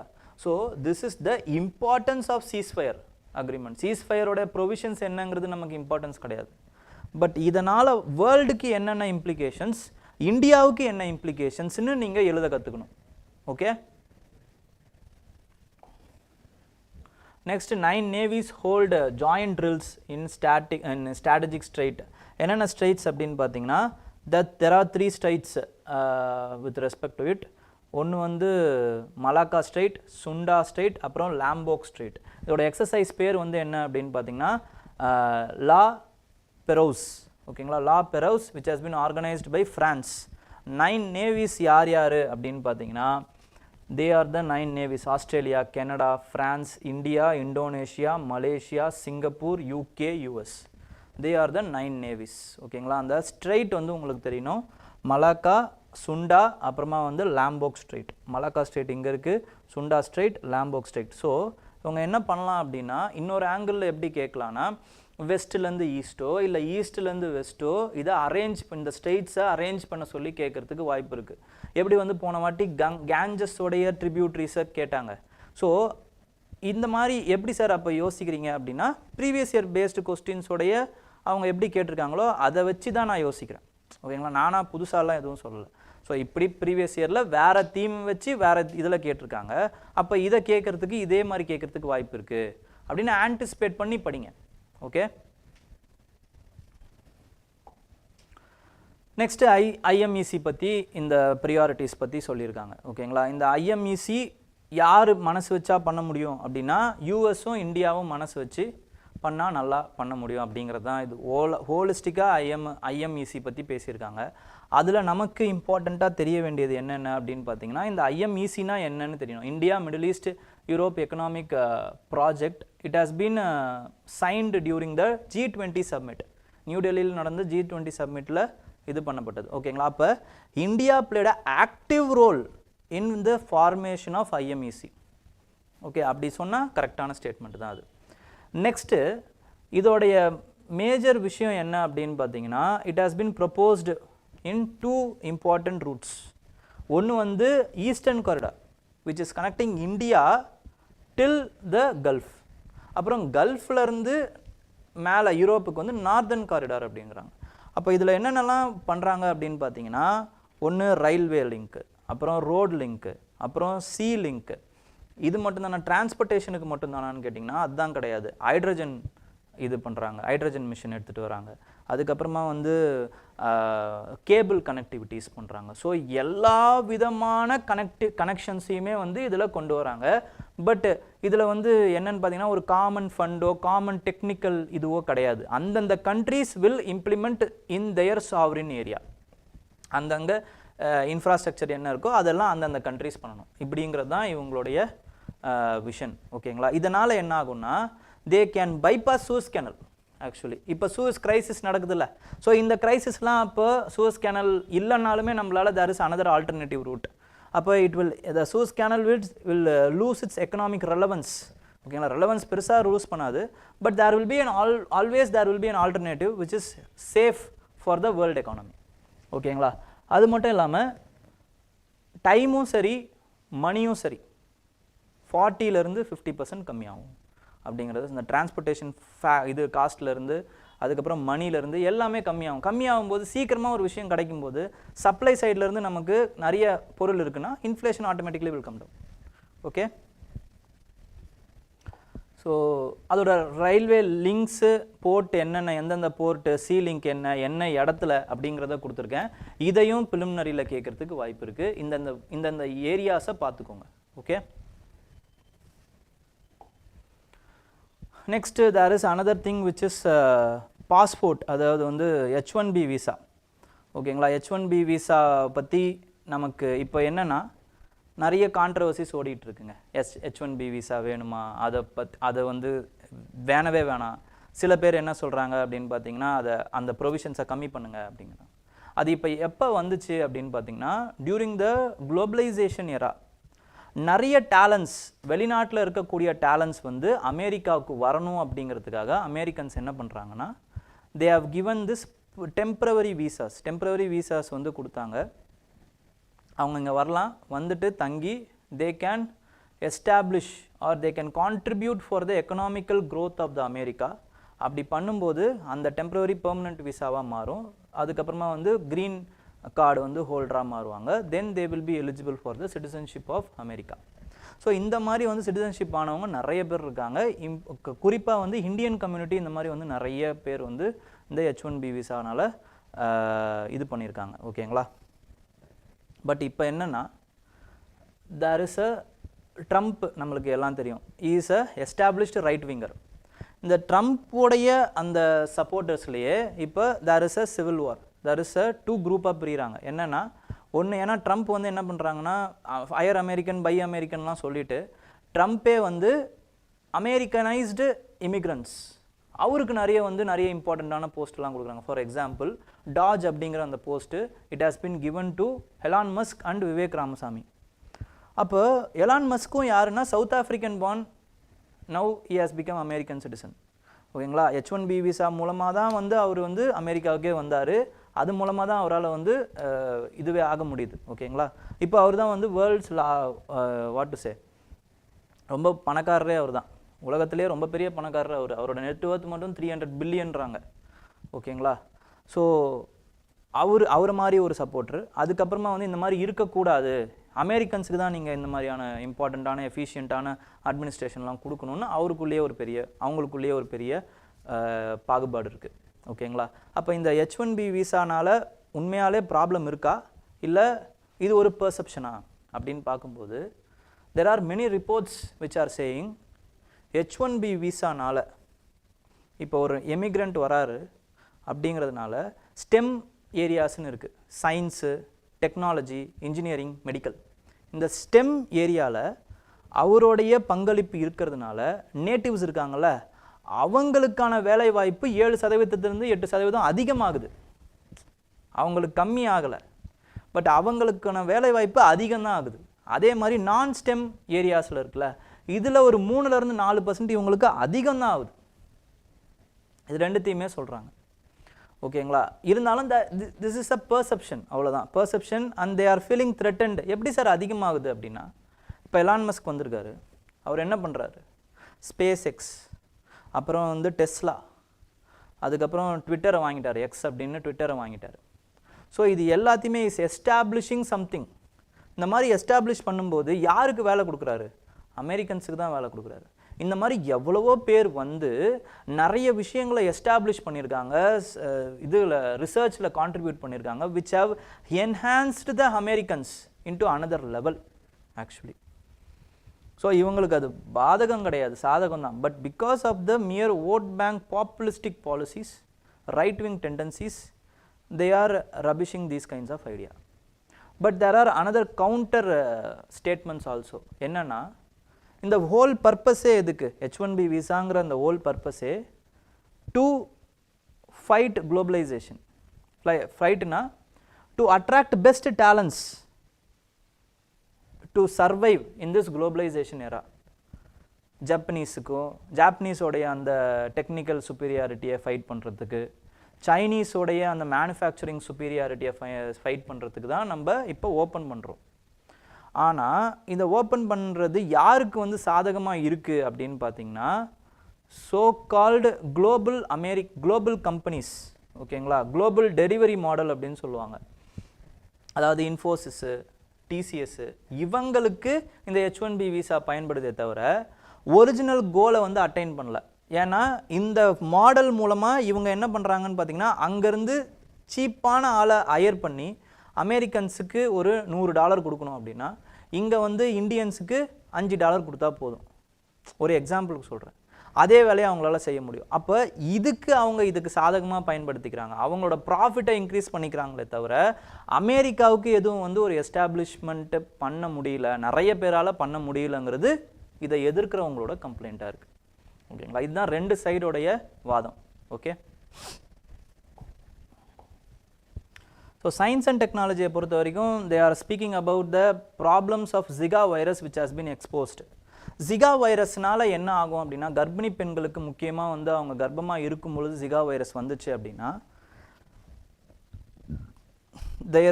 their womb, அந்த குழந்தை இருக்குல்ல, ஃபியூட்டஸ் will be affected by a disease called as microcephaly. ஓகேங்களா? மைக்ரோசெஃபலி அப்படிங்கிற அந்த டிசீஸ்னால அஃபெக்ட் ஆகும். அப்படியே அஃபெக்ட் ஆகலைன்னாலுமே அவங்களுடைய அந்த டெவலப்மெண்ட்டுன்னு இருக்குல்ல, இது பாதிக்கிறதுக்கு நிறைய வாய்ப்பு இருக்குது அப்படின்னு வந்து ஒரு ரிசர்ச்சில் கண்டுபிடிச்சிருக்காங்க. So Zika virus is an important theme. அப்போ ஜிகா வைரஸ் பற்றி கொஞ்சம் தெரிஞ்சு வச்சுக்கோங்க. அவ்வளோதான். இதுக்கு வேக்சின் இருக்கா இல்லையா, என்னென்ன ஆங்கிளில் ஒரு வைரஸை பற்றி படிக்கணும்னா, வைரஸ் வந்து எங்கே ஆரிஜினேட் ஆச்சு, அதுக்கப்புறம் இதுக்கு வேக்சின் இருக்கா இல்லையா, is it mortally very problematic or not, mortality rate என்ன இதுக்கு. ஓகேங்களா? ஸோ இந்த மாதிரி வந்து நீங்கள் you have to note it down. ஓகேங்களா? Next there is another important thing which is zero waste bioplastics. Zero waste bioplasticங்கிறது this is a concept which is a beautiful concept. IIT Madras is working on it. There is a plastic which is a problem. ஓகேங்களா? Because it is not degradable. So what we are doing is we are making disposable bags. Disposable bags இருக்குல்ல, அதை வந்து make பண்ணி that will be degradable also. அதை எதுலேருந்து அப்போ make பண்ணுறாங்க? By the extract which has been extracted from fruits, அதுக்கப்புறம் vegetables, எதெல்லாம் வந்து இயற்கையாக டீஜெனரேட் ஆக முடியுமோ, டீக்ரேடபிள் ஆக முடியுமோ, அதிலிருந்து இவங்க பயோபிளாஸ்டிக் இல்லைனா வந்து பயோடீக்ரேடபிள் பிளாஸ்டிக்ஸை உருவாக்குறாங்க. பட் இதில் ஒரு ப்ராப்ளம் இருக்குது. எப்படி வந்து பயோஃபியூவலை first generation, second generation, third ஜென்ரேஷனும் அதே ப்ராப்ளம் தான் இதுக்கு. ஃபஸ்ட் ஜென்ரேஷனில் என்ன problem? It is the problem of food versus the fuel. அதே மாதிரி இங்கேயும் food versus the bioplastics. So அதுக்கப்புறம் அதுக்கு அடுத்து என்ன பண்ணுறாங்க? வேஸ்ட் ப்ராடக்ட்ஸுக்கு போகிறாங்க. இப்போ வேஸ்டான ஃப்ரூட்ஸ், வேஸ்டான ப்ராடக்ட்ஸ் இதை பண்ணுறாங்க. ஒரு எக்ஸாம்பிள் வாட்டர் ஹயாசின்த் பார்த்தோம்ல, அதையுமே என்ன பண்ணுறாங்கன்னா ஒரு கம்பெனி, ஓகேங்களா, ஒரு கம்பெனி என்ன அயா பார்க்கோ ஏதோ ஒரு கம்பெனி, தே ஆர் கென்யாலே, they are converting these kinds of water hyacinths with biodegradable plastics. அந்த ப்ராடக்டை எக்ஸ்ட்ராக்ட் பண்ணி they are converting it into a biodegradable bags. அப்போது they are finding a solution for another problem with the existing problem. Existing problem is water hyacinth. அந்த ப்ராப்ளமை நீக்கிறதன் மூலமாக நீக்கி இன்னொரு ப்ராப்ளமான plastic pollution, அதை வந்து இவங்க சால்வ் பண்ணுறாங்க ஆக்சுவலி. ஓகேங்களா? அதே மாதிரி இங்கேயும் பார்க்கலாம் நம்ம. அது second generation. Third generation by அதாவது வந்து ஃபங்கஸ், அதுக்கப்புறமா வந்து அல்கை, இதன் மூலமாக இதிலிருந்து எக்ஸ்ட்ராக்ட் பண்ணப்பட்டு அதிலிருந்து தயாரிக்கப்படக்கூடிய பயோடிகிரேடபிள் ப்ராடக்ட்ஸ். ஸோ இது என்ன பண்ணும் அப்படின்னு பார்த்தீங்கன்னா, not only it will be used as a carrier, packaging மெட்டீரியலாக மட்டும் இல்லாமல் ஃபுட் ப்ரிசர்வேட்டிவாகவும் இதை யூஸ் பண்ணுறதுக்கு அவங்க அடுத்தடுத்த கட்டத்துக்கான அந்த முயற்சியும் எடுத்துக்கிட்டு இருக்காங்க. So these are the advantages of the biodegradable plastics. Okay. Internal செக்யூரிட்டியில் தேர் இஸ் அந்த threat in Gulf of Aden and Red Sea. இதுக்கு நம்ம என்ன பண்ண போகிறோம் அப்படின்னு பார்த்தீங்கன்னா, Indian Navy is going to deploy and boost its presence, ஓகேங்களா, to protect the Gulf of Aden and Red Sea. அந்த காரிடாரை வந்து ப்ரொடெக்ட் பண்ணுறதுக்கு இந்தியன் நேவி அதோட ப்ரெசன்ஸை வந்து இன்க்ரீஸ் பண்ணுறதுக்கு ட்ரை பண்ணிகிட்டு இருக்காங்க. ஓகேங்களா? அப்போ கல்ஃப் ஆஃப் ஏடன் எது, அதுக்கப்புறமா வந்து ரெட் சி என்ன, அதுக்கு சப்போர்ட் பண்ணக்கூடிய அந்த அதுக்கு சைடில் இருக்கக்கூடிய கண்ட்ரிஸ் எது இதெல்லாம் உங்களுக்கு தெரியணும். அப்போ ரெட் சீக்கு பக்கத்தில் எதெல்லாம் வந்து கவர் ஆகுதுன்னு பார்த்தீங்கன்னா எஜிப்ட், அதுக்கப்புறம் ஜோர்டன், ஓகேங்களா. இதுதான் வந்து கல்ஃப் ஆஃப் அக்வபா அப்படின்வாங்க. இது கல்ஃப் ஆஃப் ஏடன், இது கல்ஃப் ஆஃப் ஏடன். இந்த ஸ்ட்ரெயிட் இருக்குல்ல, இது வந்து பாப் எல் மண்டப் ஸ்ட்ரெயிட் அப்படின்னு சொல்லுவாங்க, பாப் எல் மண்டப் ஸ்ட்ரெயிட். அப்போ 3 இம்பார்ட்டண்டான ஸ்ட்ரெயிட் இருக்குங்க. ஃபஸ்ட்டு வந்து கிப்ரால்டர் அப்படின்ற அந்த ஸ்ட்ரெயிட், அதில் தான் உங்களால் வந்து உள்ளேயே வர முடியும். மெடிட்டரேனியன் சீக்கு உள்ளேயே வரணும் அப்படின்னா அட்லாண்டிக் ஓஷன்லேருந்து ஸ்ட்ரெயிட் ஆஃப் கிப்ரால்டருக்கு வந்து த்ரூ திஸ் சூஸ் கேனல் இங்கே இருக்கும், ஓகேங்களா. சூஸ் கேனல் வழியாக நீங்கள் என்ன பண்ணலாம்னா ரெட் சீக்குள்ளே நுழைஞ்சி ஸ்ட்ரெயிட் ஆஃப் கிப்ரால்டருக்குள்ளே வெளில வந்தீங்கன்னா you will come in to the Indian Ocean. Indian ஓஷனுக்குள்ளே ஸ்டேட் ஆஃப் மலாக்கா இருக்குது. மலாக்காக்குள்ளே போயிட்டு these are the global choke points, ஓகேங்களா, இந்த சி நேவிகேஷன். ஓகே, ஸோ வேறு என்னென்னலாம் கண்ட்ரிஸ் இருக்குன்னா எஜிப்ட் இருக்குது, சூடான் இருக்குது, அதுக்கப்புறமா வந்து எரித்ரியா இருக்குது, அண்ட் தென் யெமன் இருக்குது, அப்புறம் Saudi Arabia, Jordan. These are the countries which is covering the red C, ஓகேங்களா. அப்புறம் there is another concept called as seed countries. seed அப்படிங்கிறது they are the horn of Africa அப்படின்னு சொல்லுவாங்க. சீடில் வந்து Somalia, எரித்ரியா, Ethiopia, தேஜ்பவுத்தி, இந்த 4 நாடுகளும் தான் வந்து சீடு கண்ட்ரிஸ் அப்படின்னு சொல்லுவாங்க. Okay, seed countries. நெக்ஸ்ட்டு எக்கனாமிக்ஸில் நம்ம வந்து பார்க்க போகிறது இன்சால்வன்சி ரெசல்யூஷன். இன்சால்வன்சி அப்படிங்கிறது என்னென்னா it is the inability of the company to repay its loan. அந்த நிலை இருக்குது பார்த்தீங்களா, அந்த நிலைக்கு பேர் தான் இன்சால்வன்சி அப்படின்னு சொல்லுவாங்க. bankruptcy அப்படிங்கிறது என்னென்னா they declare that there is nothing we have, ஓகேங்களா. எங்களால் வந்து திருப்பி கொடுக்க முடியாத சூழ்நிலைக்கு நாங்கள் போயிட்டோம் அப்படிங்கிற அந்த ஒரு நிலை இருக்குது. மஞ்சா நோட்டீஸ்ன்னு சொல்லுவாங்க. மஞ்சா நோட்டீஸ் கொடுத்துட்டாங்கன்னா பேங்க்ரப்சி ஆகிடுச்சுன்னு அர்த்தம். திவால் அப்படிங்கிற அந்த ஒரு இது திவால் ஆயிடுச்சு அப்படின்னு டிக்ளேர் பண்ணுறது தான் பேங்க்ரப்சி. இப்போ கம்பெனிஸாக இருக்கட்டும், இண்டிவிஜுவல்ஸாக இருக்கட்டும், இந்த மாதிரி வந்து திவால் ஆயிடுச்சு அப்படின்னும் பொழுது இதிலிருந்து வெளில வர்றதுக்கு இல்லை இவங்களுக்கு கொடுத்த லோனை நம்ம ரெக்கவர் பண்ணுறதுன்றது ஒரு சாத்தியமற்ற விஷயமாக மாறிடும். அப்போ this assets which banks gave to them, banks asset என்ன கொடுக்குது, லோனாக கொடுக்குது. லோன் இஸ் தேர் அசட், பேங்க்குடைய அசட்டுங்கிறது லோன் தான். அப்போ அதை திருப்பி அவங்களால வந்து ரெக்கவர் பண்ண முடியாது, அசட்டை அவங்களால திருப்பி ரெக்கவர் பண்ண முடியாது. ஸோ இதை எப்படியாச்சும் வந்து at least 1/3 of their loan, 1/4 of their loan, இல்லைனா வந்து அட்லீஸ்ட் அசல் இதையாச்சும் ரெக்கவர் பண்ணணும் அப்படிங்கிறதுக்காக to make the economy more productive, ஓகேங்களா. அது மட்டும் இல்லாமல் இன்வெஸ்ட்மெண்ட் அப்போ தான் வரும். ஸோ அதுக்கு ஒரு கோடு ஒன்று வைக்கிறாங்க, அதுதான் வந்து இன்சால்வன்சி அண்ட் பேங்க்ரப்சி கோட். இதுக்குன்னு ஒரு ப்ரொசீஜர் இருக்குது, இந்த இது மீட்கிறதுக்குன்னு ஒரு ப்ரொசீஜர் இருக்குது. ஃபஸ்ட்டு வந்து டிஃபால்ட் ஆகிடுச்சு அப்படின்னு அறிவிச்சிட்டாங்கன்னா இன்சால்வன்சி ரெசல்யூஷன் வந்து டெப்டாரோ கிரெடிட்டர் யார் ஒன்றாலும் கிரியேட் பண்ணலாம். டெப்டார்னா கொடுக்குறவர், கிரெடிட்டார்னா வாங்குறவர். அப்போ யார் ஒன்றாலும் கிரியேட் பண்ணும்போது அட்ஜூடிகேட்டிங் அத்தாரிட்டி இருப்பாங்க. கம்பெனினா வந்து NCLT, நேஷ்னல் கம்பெனி லா ட்ரிபியூனல் அப்படின்னு சொல்லுவாங்க. அதுக்கப்புறம் இண்டிவிஜுவல்ஸ்க்கு DRT அப்படின்னு சொல்லுவாங்க, ஓகேங்களா. இவங்களில் இண்டிவிஜுவலாக இருந்தால் DRT, கம்பெனியாக இருந்தால் NCLT. அப்போ இவங்க என்ன பண்ணுவாங்கன்னா தே அப்பாயிண்ட் த ப்ரொஃபஷனல்ஸ் அப்பாயிண்ட் பண்ணும்போது it constitutes the committee of கிரெடிட்டர்ஸ்னு ஒரு கமிட்டியை வந்து தீர்மானிப்பாங்க. இந்த கமிட்டி தான் என்ன பண்ணுவாங்கன்னா ஒரு பிளான் ஒன்று ப்ரிப்பேர் பண்ணுவாங்க. இப்படி பண்ணலாம், அப்படி பண்ணலாம், இந்த கம்பெனிக்கு இவ்வளோ அசர்ட் இருக்குது, இதை எப்படி விற்கலாம், இதை எப்படி ஆக்ஷன் பண்ணலாம், யார்கிட்ட வந்து கொடுக்கலாம், இல்லை நம்மளே அந்த பேங்க் கொடுத்தாங்கல்ல அவங்களே இந்த கம்பெனி எடுத்து நடத்தலாமா, நடத்தி அதிலிருந்து மறுபடியும் ரெக்கவர் பண்ண முடியுமா, இப்படியெல்லாம் நிறைய பிளான் வந்து போடுவாங்க. போட்டு அந்த resolution should be approved by 66% of this committee of creditors. 66% vote இருந்துச்சு அப்படின்னா they will move ahead of the liquidation process. இதுதான் வந்து இன்சால்வன்சி பேங்க்ரப்சி கோடோடைய அந்த ப்ரொசீஜர். இந்த ப்ரொசீஜர் இப்போ என்ன ஆகுது அப்படின்னு பார்த்தீங்கன்னா there are many difficulties in regulating these issues, ஓகேங்களா. ஃபஸ்ட்டு ப்ராப்ளம் என்ன அப்படின்னா there is a double burden in handling the corporate insolvencies, which is nothing but both அந்த procedural wise வந்து இது பெரிய ஒரு ப்ராப்ளமேட்டிக்கான ஒரு ப்ரொசீஜராக இருக்குது.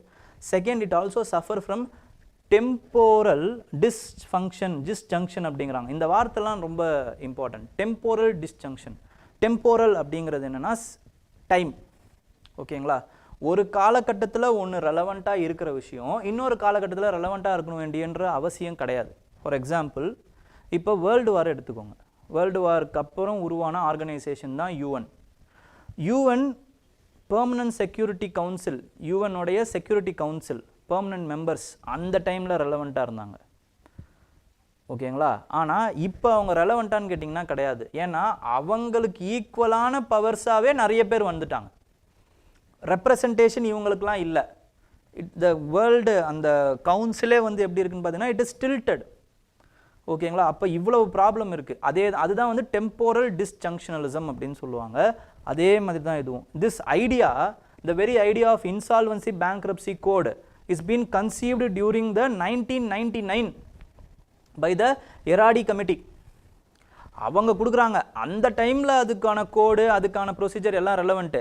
அந்த கமிஷனுடைய ரெக்கமெண்டேஷன்ஸை அப்படியே எடுத்து தான் 2016 they are making this insolvency bankruptcy code. அப்போ தேர் இஸ் அ ப்ராப்ளம். அப்போ அங்கே இருக்கக்கூடிய ரெலவெண்ட்டான ரூல்ஸ் இங்கே வந்து அவங்க அப்ளை பண்ணும்போது ரெலவன்ஸ் கம்மி ஆகிடுது. அப்போ அதுக்கேற்ற மாதிரி அவங்க ரூல்ஸை வந்து மேக் பண்ண வேண்டிய சூழ்நிலை ஏற்படுது. ஓகேங்களா? ஃபஸ்ட்டு விஷயம். செகண்ட் வந்து என்ன அப்படின்னு பார்த்தீங்கன்னா with respect to the lack of domain expertation. domain experts வந்து இல்லாமல் இருக்காங்க இங்கே. ஓகேங்களா? அந்த மெம்பர்ஸ் இருக்காங்களா அவங்களுக்கு வந்து domain knowledges இல்லாமல் இருக்குது. ஓகே.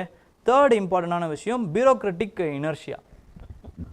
இவங்களும் பியூரோக்ராட்டிக் ப்ரொசீஜரில் நிறைய உள்ளே போயிடுறாங்க. ப்ராப்ளம் அங்கே தான் ஆரம்பிக்குது. அப்போ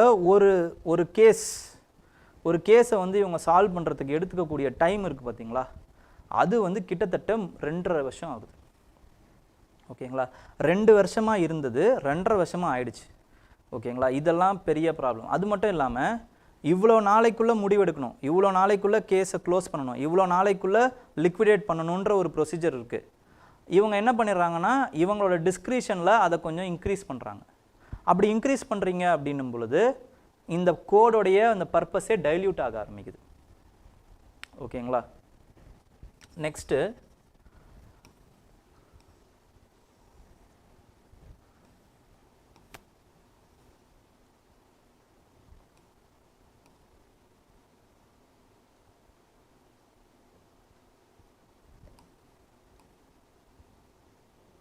அதே மாதிரி ப்ரொசீஜரல் ஃப்ரேம்ஒர்க்ஸ். ப்ரொசீஜரல் ஃப்ரேம்ஒர்க்ஸில் என்னென்னு பார்த்தீங்கன்னா it requires mandatory hearing of all application. எல்லா அப்ளிகேஷனையும் வந்து மேண்டேட்ரி ஹியரிங் பண்ணணும் அப்படின்ட்டு. This is making unnecessary delays. எதெல்லாம் தேவையில்லையோ அதெல்லாம் முதல்ல வந்து கழிச்சு கட்டலாம். ஸோ அந்த மாதிரி தேவையில்லாத சில இதெல்லாம் போயிட்டுருக்கு அப்படிங்கிறது தான். So reform needed. ஓகேங்களா? Reforms are needed for this improvement of the insolvency and bankruptcy கோடுன்றது தான் இந்த ஆர்டிக்கிளுடைய மையக்கரு. Okay. Next, with respect to government plans to make the India hub for mobility sector. India hub for mobility sector. இதில் வந்து பார்த்தீங்க அப்படின்னா mobility sector Bharat mobility global expo அப்படின்னு வந்து இப்போ ரீசெண்டாக வந்து பாரத் மண்டபமில் வந்து டெல்லியில் இனாகரேட் பண்ணியிருக்காரு இது பிரைம் மினிஸ்டர் அவர்கள். அப்போ அவர் சில ப்ரோக்ராம்ஸ் பற்றியும் சொல்லியிருக்காரு, சிலதெல்லாம் லான்ச் பண்ணியிருக்காரு. என்னென்ன ப்ரோக்ராம்ஸ் பற்றினா பிஎம் கதிசக்தி ப்ரோக்ராம் பற்றி சொல்லியிருக்காரு, மல்டி மோடல் கனெக்டிவிட்டி ப்ரோக்ராம் அது. நெக்ஸ்ட்டு நேஷ்னல் லாஜிஸ்டிக்ஸ் பாலிசி பற்றி சொல்லியிருக்காரு. ஓகேங்களா? National logistic policy. அதுக்கப்புறமா வந்து என்ன சொல்லியிருக்காரு அப்படின்னு பார்த்தீங்கன்னா நேஷ்னல் எலக்ட்ரிக் மொபிலிட்டி மிஷன் பற்றி சொல்லியிருக்காரு, க்ரீன் ஹைட்ரஜன் மிஷன் பற்றி சொல்லியிருக்காரு. ஓகே, இது எல்லாமே வந்து நமக்கு பிலிம்ஸ் சம்மந்தப்பட்ட டாபிக்ஸுக்கு இம்பார்ட்டண்ட் ஆகுது. Green hydrogen mission important. அப்புறம் வந்து மொபிலிட்டி, கதிசக்தி எல்லாமே இம்பார்ட்டண்ட். அப்போ இந்த எக்ஸ்போ பற்றி நம்ம பார்த்தோம் அப்படின்னா this expo it has been launched in January 2025. அதோட விஷன் என்ன அப்படின்னா இந்தியாவை வந்து ஆட்டோமேட்டிவ் இண்டஸ்ட்ரியோடைய ஒரு எக்கனாமிக் ஹப்பாக மாற்றணும் அப்படிங்கிறது தான் அதோட விஷன். ஓகேங்களா? எலக்ட்ரிக் மொபிலிட்டியில் ஓகே இதோட பொட்டென்ஷியல் இருக்கா அப்படின்னா பயங்கரமான பொட்டென்ஷியல் இருக்குது. ஏன்னா எல்லாருமே வந்து இது டீசல் இன்ஜின் தான், டீசல் அப்புறம் பெட்ரோல் தான் யூஸ் பண்ணிகிட்டு இருக்கோம். ஸோ அடுத்து இதை மாற்றுறதுக்கு பயங்கரமான பொட்டென்ஷியல் இருக்குது. ஸோ அதுக்காக எலக்ட்ரிக் மொபிலிட்டி எக்ஸ்போ பண்ணுறோம். அப்போ என்னென்னலாம் பண்ணணும் இதுக்கு அப்படின்னா சப்ளை சைடில் சில விஷயங்கள் பண்ண வேண்டியிருக்கு, டிமாண்ட் சைடில் சில விஷயங்கள் பண்ண வேண்டியிருக்கு. ஸோ இதெல்லாம் நம்ம மாற்ற வேண்டியது இருக்குது. ஃபார் எக்ஸாம்பிள் சப்ளை சைடில் நம்ம என்ன பண்ணணும்னா எலக்ட்ரிக் சார்ஜிங் ஸ்டேஷன்ஸ் கொடுக்கணும். அதுக்கப்புறம் சப்ளையில் அவங்களுக்கு வாட் டு சே இன்சென்டிவ்ஸ் கொடுக்கணும். இந்த மாதிரி நிறைய வேலைகள் பண்ண வேண்டியிருக்கு. அப்புறம் வந்து R&Dயை வந்து சரி பண்ண வேண்டியது இருக்குது. ஃபேம் இந்தியா ஸ்கீம் மாதிரி, அப்புறம் PME டிரைவ் அப்படிங்கிற இந்த ஸ்கீம்ஸ்லாம் வந்து அதுக்காக தான் லான்ச் பண்ணியிருக்காங்க. ஓகேங்களா? So supply side very very important. So அதே மாதிரி நம்ம இன்னும் என்ன பார்க்கணும்னா அந்த கிரிட்டிக்கல் மினரல்ஸ் அதையும் என்ஷூர் பண்ணணும். பிகாஸ் ஸ்டோரேஜ் எலக்ட்ரிக் மொபிலிட்டின்னு வரும்பொழுது battery storage is very very important. Battery ஸ்டோரேஜ்னு வரும்போது லித்தியம், கோபால்ட் இது போன்ற அந்த கிரிட்டிக்கல் மினரல்ஸ் இம்பார்ட்டண்ட். ஸோ இதுக்கு சம்மந்தப்பட்ட அந்த விஷயங்கள் நம்ம பார்க்க வேண்டியதாக இருக்கும். ஓகேங்களா? கபில் இனிஷியேட்டிவாக இருக்கட்டும், அப்புறமா வந்து கிரிட்டிக்கல் மினரல் எக்ஸ்ப்ளோரேஷன் பாலிசியாக இருக்கட்டும், கிரிட்டிக்கல் மினரல் பாலிசியாக இருக்கட்டும், மைன்ஸ் அண்ட் மினரல்ஸை வந்து அமெண்ட்மெண்ட் பண்ணதாக இருக்கட்டும். ஓகேங்களா? சில கிரிட்டிக்கல் மினரல்ஸ், சில மினரல்ஸ் எல்லாம் வந்து நேஷ்னல் எக்ஸ்ப்ளோரேஷன்லேருந்து ப்ரைவேட்டைஸ் ஆக்கியிருப்பாங்க. ஸோ இந்த மாதிரி நிறைய விஷயங்கள் வந்து பண்ணியிருக்காங்க. Okay, and then this is with respect to national electricity mobility, national mission for electric mobility. And then இது வந்து Gatisakthi. ஓகேங்களா? Gatisakthi national master plan. Gatisakthi பொறுத்த வரைக்கும் it is a multi modal connectivity. எப்படிலாம் கனெக்டிவிட்டினா it is about transportation, energy, communication, urban planning, industrial development, social infrastructure எல்லாத்தையுமே வந்து இது உருவாக்குது. கிட்டத்தட்ட it is integrated, 16 ministries has been integrated in this initiative, Gatisakthi initiative. 100 lakh crore has been what to say allocate பண்ணல, but இதுக்கு ஆகும்னு சொல்லியிருக்காங்க. Estimated cost வந்து இதை இம்ப்ளிமெண்ட் பண்ணுறதுக்கு 100 lakh crore. ஓகே, இதையும் கேள்வியாக கேட்குறதுக்கு வாய்ப்பு இருக்குது. ஓகேங்களா? ஏன் இதை கேள்வியாக கேட்குறதுக்கு வாய்ப்பு இருக்குன்னா 2017 அதில் நேஷ்னல் இன்ஃப்ராஸ்ட்ரக்சர் இன்வெஸ்ட்மெண்ட் ஃபண்ட் அப்படின்னு ஒரு ஃபண்ட் இருக்குது. அதில் அலோகேட்டட் ஃபண்ட் எவ்வளோ, கார்பஸ் எவ்வளோ அப்படிங்கிறதுல 4 lakh crore கொடுத்துருந்தாங்க. அது வந்து 40,000 crore தான். அப்போ இந்த மாதிரியான அமௌண்ட் இருக்குல்ல, இந்த அமௌண்ட்லாம் உங்களுக்கு தெரியுதான்னு பார்ப்பாங்க. அது இதில் ரொம்ப இம்பார்ட்டண்ட்டான அமௌண்ட். இது 100 lakhங்கிறது ரொம்ப ஹியூஜ் அமௌண்ட். அப்போ இது உங்களுக்கு தெரியுதா அப்படின்னு பார்ப்பாங்க. ஓகே, நெக்ஸ்ட் வந்து சுகர் எக்ஸ்போர்ட்டோடைய அந்த சுகரை வந்து எக்ஸ்போர்ட் பண்ணுறது வந்து பார்ஷியலி வந்து தே ஹேவ் லிஃப்டட். யார் லிஃப்ட் பண்ணுறா அப்படிங்கிறதும் ஒரு இம்பார்ட்டண்ட். இதில் எக்ஸ்போர்ட்டுக்கு ஏதோ ஒரு பாலிசி கொடுக்குறாங்க அப்படின்னா ஜென்ரலாக we will study about commerce ministry. ஆனால் இங்கே ஃபுட் மினிஸ்ட்ரி வந்து they are lifting that ban. அப்போ எந்த மினிஸ்ட்ரி லிஃப்ட் பண்ணுறாங்கிறது ரொம்ப இம்பார்ட்டண்ட் ஆகுது இதில். ஓகேங்களா? மினிஸ்ட்ரி ஆஃப் ஃபுட்டு வந்து இந்த எக்ஸ்போர்ட் பேனை வந்து பார்ஷியலாக வந்து லிஃப்ட் பண்ணுறாங்க. அப்போ பார்ஷியலாக லிஃப்ட் பண்ணும்போது மில்லர்ஸ்னால என்ன பண்ணணும்னா those who are exporting, those who are protecting the sugar cane export now. Export பண்ணும்போது அவங்களால அந்த சர்ப்ளஸ் ப்ராப்ளம் ஆஃப் சர்ப்ளஸை அதை அவங்களால அடக்க முடியும். அப்புறம் வந்து அந்த சுகர் கேன் அந்த ஃபார்மர்ஸுக்கு அவங்களால இன்னும் நிறைய காசை வந்து கொடுக்க முடியும். Timely displacement of the amount வந்து பண்ண முடியும். இதெல்லாம் ஒரு சில பாசிட்டிவ்ஸ் ஆஃப் திஸ் பாலிசி. ஓகேங்களா? நெக்ஸ்ட் வந்து ஹிஸ்டாரியன் என்ன சொல்கிறாங்க? இவர் வந்து ஒரு ஹிஸ்டாரியன் இவர். ஓகேங்களா? The historians must note that the past has many layers. Historians வந்து ஒரு ஹிஸ்ட்ரியை வந்து படிக்கிறாங்க, ஒரு ஹிஸ்ட்ரியை வந்து எழுதுகிறாங்க அப்படின்னும்போது it is based on the evidences. அதனால தான் எப்பயுமே ஹிஸ்டாரியன்ஸ் எழுதுகிற ஹிஸ்ட்ரி வந்து ரொம்ப போரிங்காக இருக்கும், ஃபேக்சுவலாக இருக்கும். It will B layers, it will be based on the layers. அந்த ஒரு என்ன சொல்கிறது மசாலா இருக்காது. ஹிஸ்டாரியன்ஸ் எழுதுகிற ஹிஸ்ட்ரியில் மசாலா இருக்காது. ஏன்னா கதை எழுத மாட்டாங்க. இந்த கட்டுக்கதையில் மெமரிஸில் தான் வந்து மசாலாக்கள் இருக்கும் ஆக்சுவலாக. ஓகேங்களா? அப்போ எது இம்பார்ட்டண்ட் அப்படின்னு பார்த்தீங்கன்னா இந்த அந்த லேயர்ஸை வந்து நம்ம தெரிஞ்சுக்கணும், எவிடன்ஸ் பேஸ்டாக இருக்கணும் அப்படின்ட்டு வந்து இவர் சொல்கிறாரு. அதுதான் ரொம்ப இம்பார்ட்டண்ட்.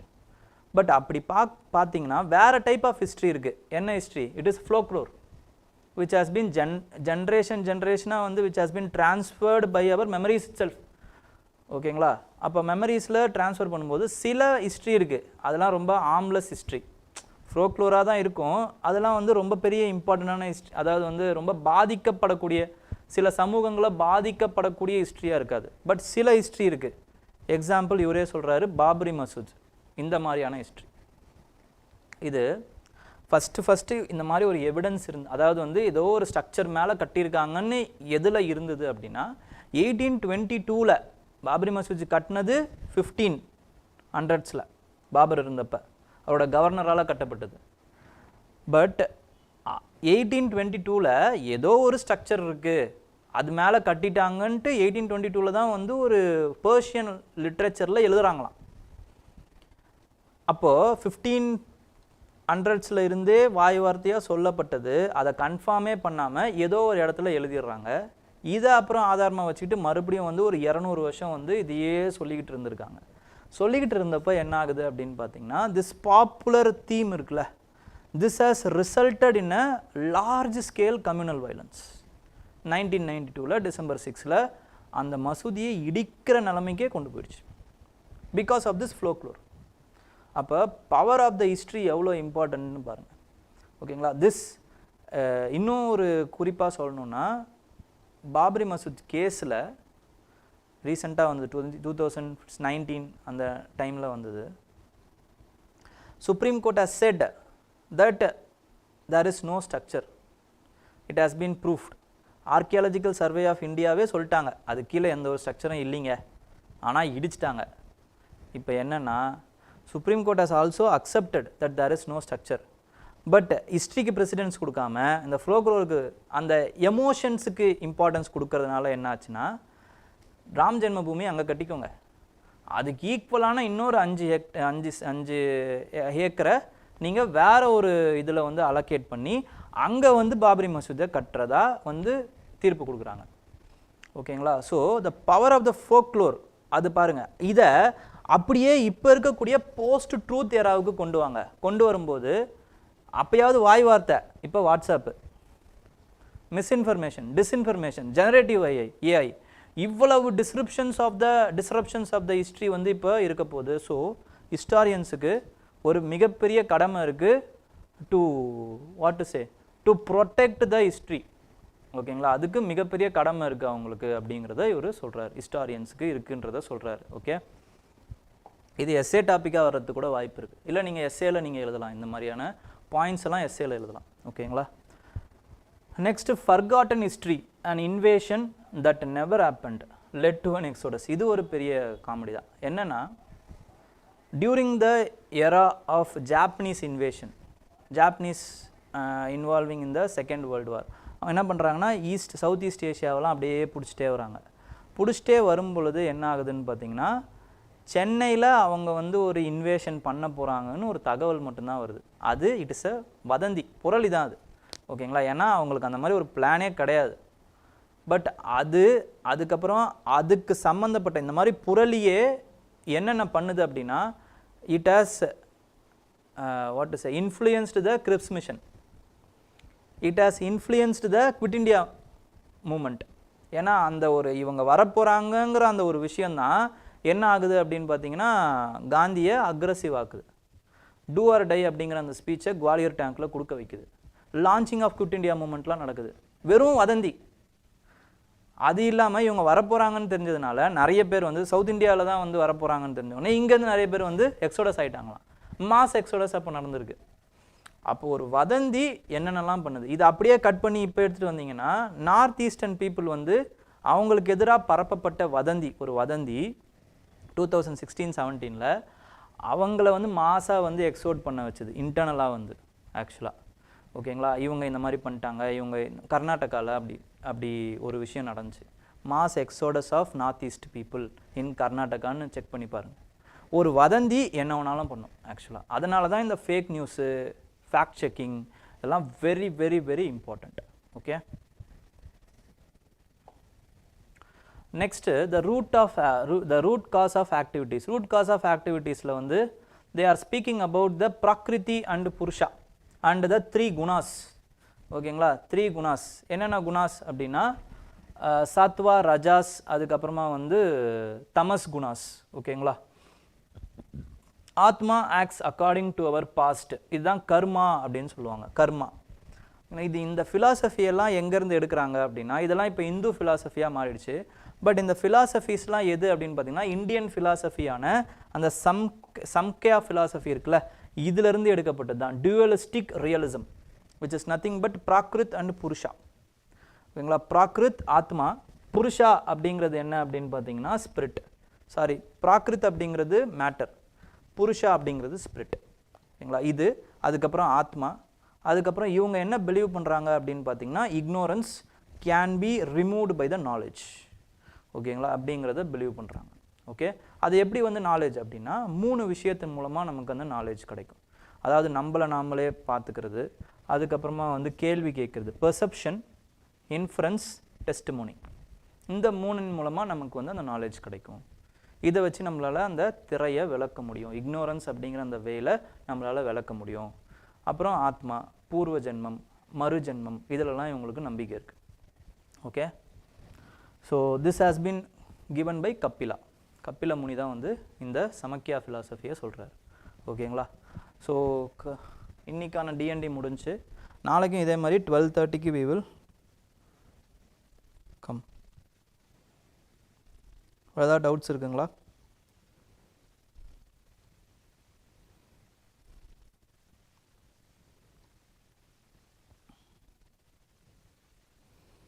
டுவெண்ட்டி ஃபிலிம்ஸில் நீங்கள் ஜிஎஸ்சில் மட்டும்தான் அட்டன் பண்ணுறீங்க, சிசாட்டில் பண்ணலனாலும் கவுண்ட் ஆகும். நீங்கள் ஒன்ஸ் ஒரே ஒரு இதுக்கு உள்ளே போயிட்டு அட்டண்டன்ஸில் சைன் போட்டிங்கன்னா அப்படின்னா முடிஞ்சுன்னு அர்த்தம். போடுற வரைக்கும் இந்த அட்டெம்ப்ட் இஸ் நாட் கவுண்டட். நீங்கள் வெறும் இப்போது அப்ளை மட்டும்தான் பண்ணியிருக்கீங்க, அன்றைக்கி நான் போவே இல்லை அப்படின்னா கிடையாது. பட் ஃபஸ்ட்டு அட்டன் பண்ணிட்டீங்க, அப்புறம் பீச்சுக்கு போயிட்டீங்கனாலும் கணக்கு தான், ஓகேங்களா. சிசாட்டுக்கு வரலனாலும் கணக்கு தான். ஓகே,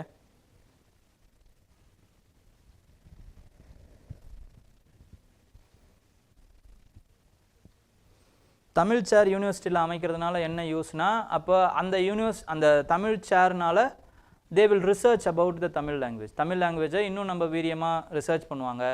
அதுக்கப்புறமா வந்து அந்த மொழிகளில் இருக்கக்கூடிய சில இலக்கியங்களை, இலக்கணங்களை, அதுக்கப்புறம் அந்த டெக்னாலஜிக்கல் அந்த புக்ஸை தமிழில் மொழிபெயர்ப்பாங்க. தமிழில் இருக்கக்கூடிய மொழிகளை, இது இலக்கணங்களை அந்த மொழிக்கு மொழிபெயர்ப்பாங்க. ஸோ அதனால் தமிழோடைய அந்த தொன்மை, அதுக்கப்புறம் மகத்துவம், இதெல்லாம் மற்றவங்களுக்கு தெரிய வரும். மற்ற லாங்குவேஜில் இருக்கிறது நமக்கு தெரிய வரும். இதெல்லாம் சில ஒரு இது இருக்குது. ஓகேங்களா.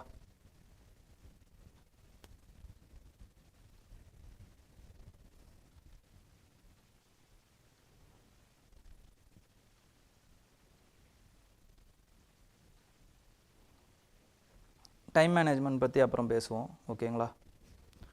ஸோ வேறு எதுவும் டவுட்ஸ் இல்லைன்னு நினைக்கிறேன். Okay, thank you.